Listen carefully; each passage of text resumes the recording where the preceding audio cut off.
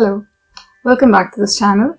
I'm Parvati, a fluid dynamics student. Now personally, I like this concept of short stories a lot, and I even enjoy making them up in my head and have probably been doing this since I was a child. But maybe not such a good idea to implement it in your personal life because there is a chance that you might get trapped in your own fake reality, and probably that is not a place we want to be. But on the other hand, I do think it's a good way to learn new subjects. By the way, this concept has been used since a really long time, and I'm pretty sure a lot of you guys can relate to this one-line story that I'm about to say. So it goes like this. My very elegant mother just served us 9 pizzas. Now this is what my mother taught me when I was a child so that I would remember all the 9 planets in the right order. Well, back then Pluto was the planet. So basically this kind of thinking has been there. Now when it comes to fluid dynamics, the beauty of fluid dynamics lies in the point that you don't really have to put an effort to churn out stories out of fluid dynamics in order to understand the subject. Fluid dynamics itself tells you stories. It's the other way around.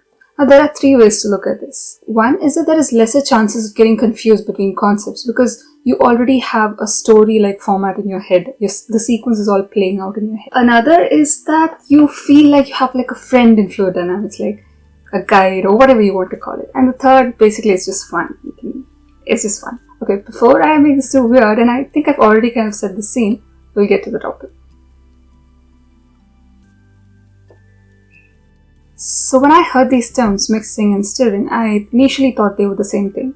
But in fluid dynamics, they're not. Now, mixing is diffusion happening at the smallest length scales. For example, if you have a cup of black coffee and you pour in cold cream in it and you just let it be, it'll probably take like weeks for it to be completely mixed. Now this process is diffusion dominated. It happens between interaction between adjacent fluid molecules. Stirring, on the other hand, is advection happening at large length scales. For example, now you have a cup of black coffee and you pour in cold cream, but at the same time you take a spoon and stir in the mixture. You'll probably get your coffee mixed in like a few seconds. Now this process is advection dominated, meaning you are providing it some momentum or velocity to the spoon so as to speed up the process. Now another major difference between mixing and stirring is that mixing is irreversible, meaning it cannot be undone. But on the other hand, stirring is reversible. It can be reversed.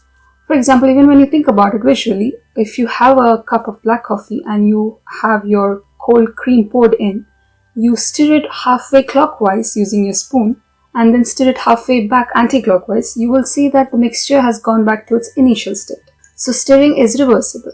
The way I like to say this is, I feel like fluid dynamics is telling me that if you want to spread love, happiness, goodness all over the world and make it everlasting, take the mixing approach. In other words, I feel like fluid dynamics is telling me that, if you want to spread love all over the world, start locally. That is, be a better daughter, a better sister, a better friend. And yes, I remember, I literally like 2 minutes or maybe a minute back, I don't know. I told you that stirring a cup of coffee will get the job done in like a few minutes, but waiting for it to get mixed on its own will take like weeks. But what we don't see is that stirring leads to mixing, which then works in local scales and makes the process irreversible.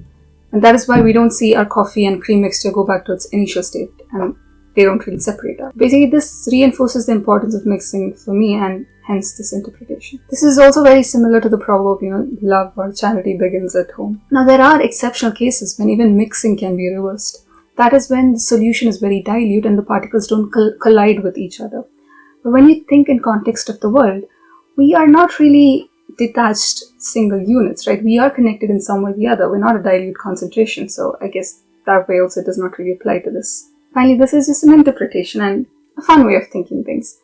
And I'm not saying this is the right approach and that is wrong. I mean, who am I to judge? So I hope this wasn't too weird, and if you were interested in this topic, I haven't really covered much, it's just the basic concepts. If you're interested in them, you can read this book by J.S. Turner. It's called Buoyancy Effects in Fluids. Also, there's this review article written by Emmanuel Villermo. I hope the pronunciation is right.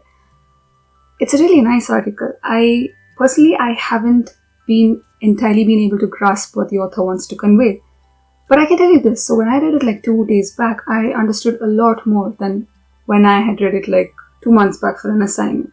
So that was pretty much it. I'll see you next week on Wednesday, where I will show you something that I find beautiful and interesting about fluid dynamics. Take care. Bye.